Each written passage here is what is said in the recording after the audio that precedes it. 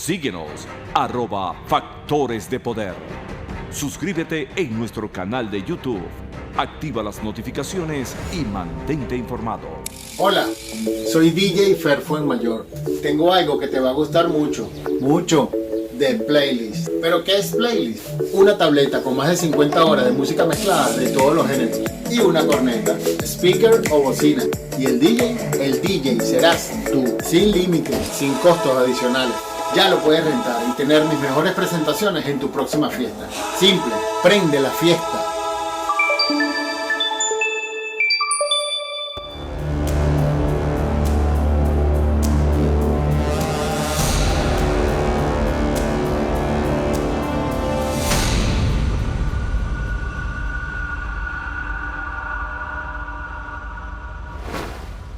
Regresamos con Agárrate.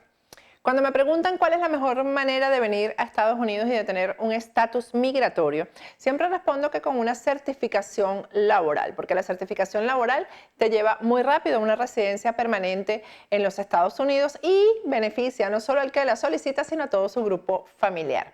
Raúl Sebasco, sin duda, es el mejor en certificaciones laborales. En pantalla tienes un número telefónico de WhatsApp para que te comuniques directamente con la oficina de Raúl Sebasco. Ellos te van a ayudar a obtener tu certificación laboral, te van a asesorar. Tienen el 90% de las certificaciones laborales que solicitan las tienen aprobadas porque más de 25 años de experiencia, pues eso lo dice todo.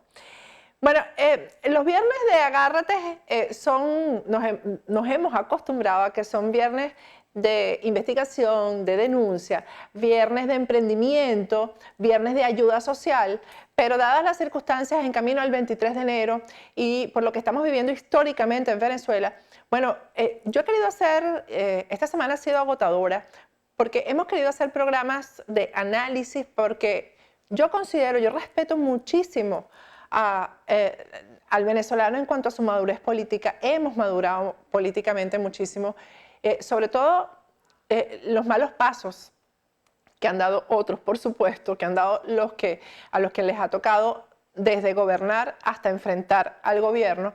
Los malos pasos que han dado pues, han ayudado a que el venezolano se endurezca, no crea en todo a primera vista, que analice.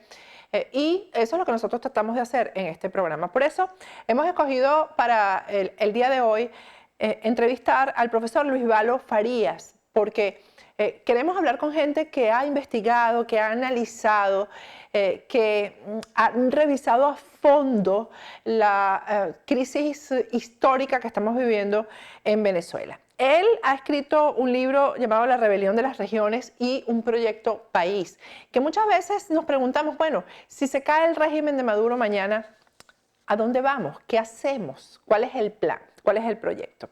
Lo tenemos ya conectado vía Skype. Buenas noches, profesor Farías. Buenas noches, Patricia. Muy agradecido desde acá de San Cristóbal, el Táchira, tierra de políticos, por habernos permitido esta venta. Tierra gocha y de poder. Tierra gocha y de poder, exactamente. El siglo pasado, 7 andinos gobernaron Venezuela 70 años, una pelusa. ¿Y vendrá otro? ¿Usted cree que venga otro? Bueno, estamos en ese camino. Vamos a ver qué hacemos. Bueno, profesor, vamos a tratar de tocar todos los tópicos que teníamos ya planificados. La causa de la crisis, el diagnóstico de la crisis social, qué es lo que hay que cambiar, cómo hacer el gran cambio y cuándo hacemos el gran cambio. ¿Cuál es la causa de la crisis que estamos viviendo, profesor Farías? Bueno, comencemos por decirle a los venezolanos desde San Cristóbal y para el mundo que hasta ahora hemos andado a la deriva, ¿no? Como cuando vamos a esas grandes marchas multitudinarias, el que va en la parte de atrás de la marcha le va diciendo al que va al lado para dónde vamos, y el que va al lado le contesta, no sé, el que va adelante debe saber. Y el que va adelante le pregunta al que está al lado para dónde vamos, y el que está al lado le contesta, no sé, el que viene atrás empujando debe saber. Y nadie en Venezuela sabe para dónde vamos. Esa ha sido nuestra historia trágica de toda nuestra vida. Desgraciadamente no hay un plan país, no hay un proyecto país, sino como vamos viniendo, vamos viendo. Entonces un equipo de tachirenses, entre los cuales me encuentro yo, porque no soy yo solo, somos varios, nos dimos a la tarea de investigar por qué un país con tantos recursos naturales que Dios nos dio, por qué políticamente, socialmente somos un desastre. ¿Por qué nosotros no hemos logrado avanzar a un estadio superior de desarrollo social? Y en ese trabajo de investigación lo plasmamos en varios textos, uno que es de mi autoría, que se llama Crisis Venezolana, Causas y Soluciones Estructurales, que lo hice conjuntamente con un agente de Barquisimeto. Un segundo texto, que es donde está la causa estructural de la crisis, de la cual ya vamos a hablar. Un segundo texto que se llama Proyecto País Venezuela Reconciliada Vía Constituyente. Y un tercer texto que se llama La Rebelión de las Regiones, la cual lo sacamos en un pequeño folleto tipo bolsillo para que sea fácilmente entendible. Y allí nos dimos nosotros a la tarea de investigar cuál es la causa estructural de la crisis venezolana. Y no es Chávez, el culpable de la crisis no es Chávez. Chávez es consecuencia de una crisis que lo vemos en algunas imágenes que tenemos de Caracas de los años 78, 80, donde vemos que ya Venezuela tenía un 54% de pobreza, según las cifras del Banco Interamericano de Desarrollo. Hoy en día, Chávez agarró esa crisis con 54% de pobreza y la tenemos en 83% según las mismas cifras del Banco Interamericano de Desarrollo. O sea, el hombre agarró la crisis, no supo qué hacer con ella y la profundizó a los niveles que tenemos que hacer, que tenemos hoy en día. Entonces, ¿qué hicimos nosotros? Nos pusimos a hacer este trabajo de investigación y nos fuimos a la base misma de la sociedad, porque para entender cuál es la solución de un problema, lo primero que tenemos que conocer es la causa que origina ese problema. Y nos fuimos a la célula de la sociedad, al Estado federal. Nosotros vivimos en un Estado federal, pero tenemos que saber qué es un Estado y qué significa federal para poder entender cómo tenemos que arreglar el paquete.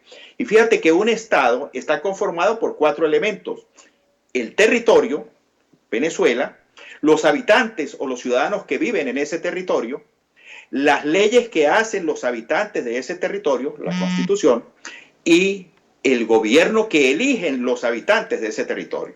Fíjate tú que todo descansa en los habitantes del territorio. Los habitantes del territorio son los que eligen a los constituyentistas para que hagan las leyes.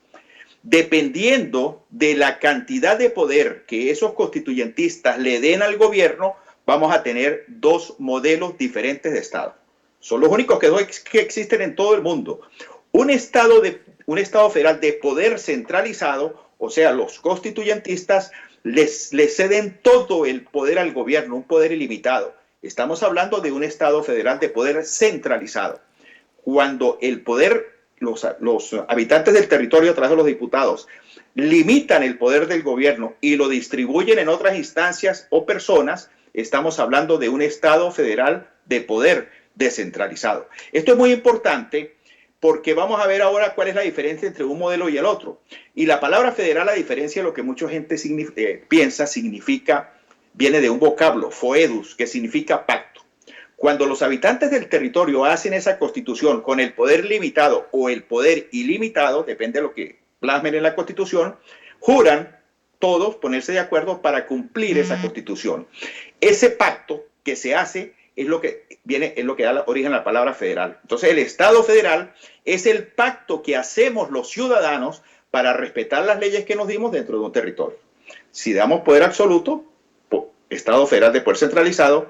Si damos poder limitado, Estado federal de poder descentralizado. ¿Cuál es el problema que hemos tenido nosotros en Venezuela a lo largo de nuestra historia? Que todos los modelos que hemos hecho desde la época de la independencia, de 1811 hasta ahorita, hemos estado siempre bajo un Estado federal de poder centralizado. Siempre los presidentes nuestros, todos los 50 presidentes que hemos tenido en 207 años de vida republicana, han tenido un poder absoluto.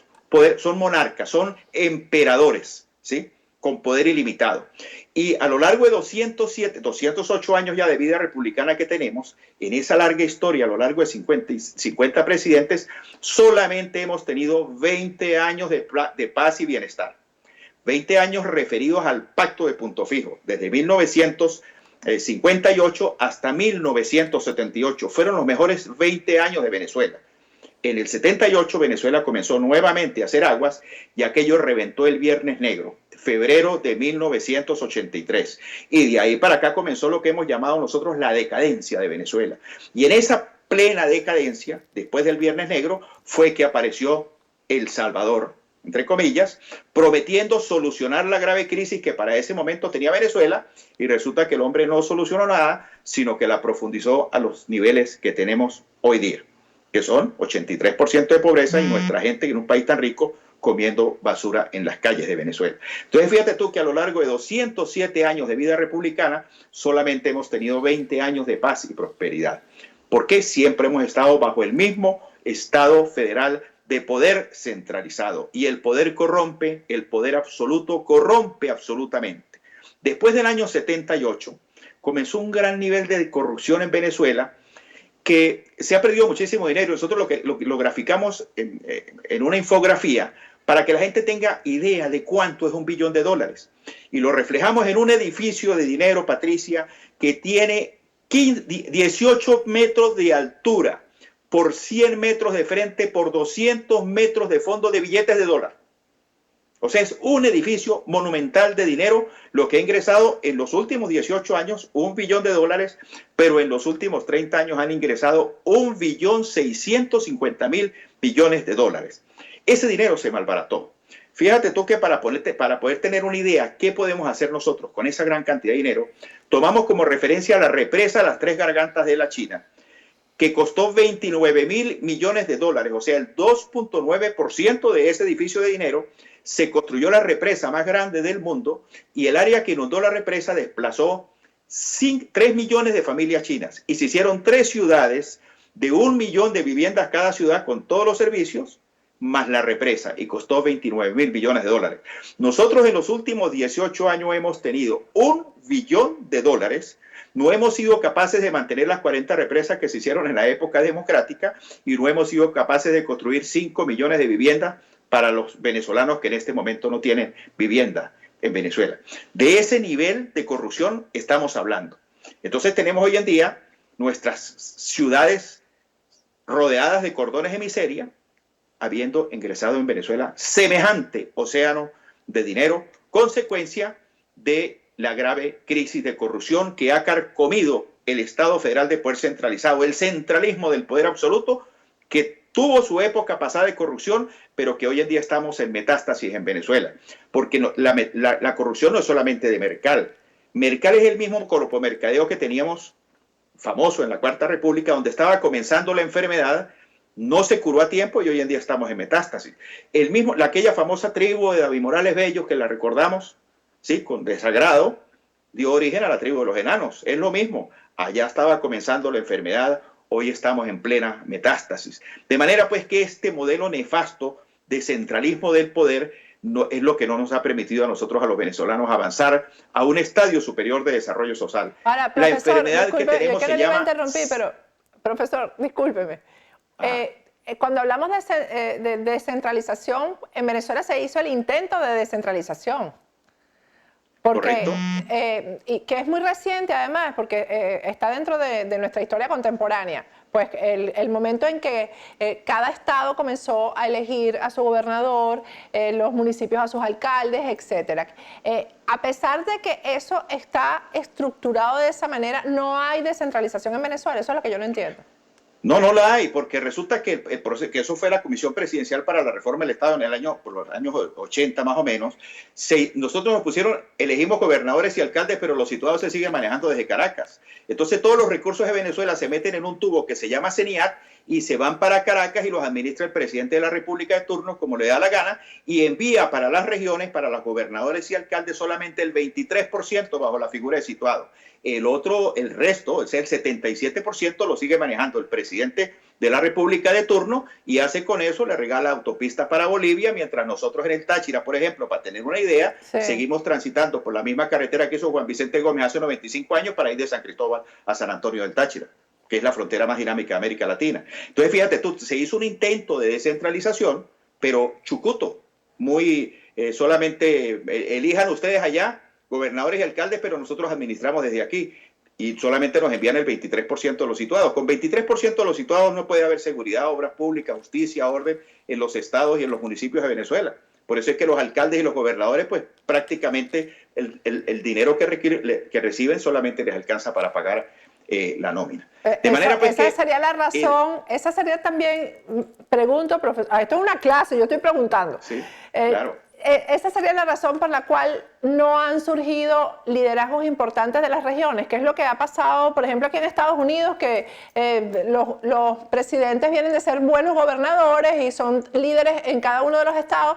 Esa sería la razón, no han podido demostrar que tienen capacidad porque simplemente no tienen dinero.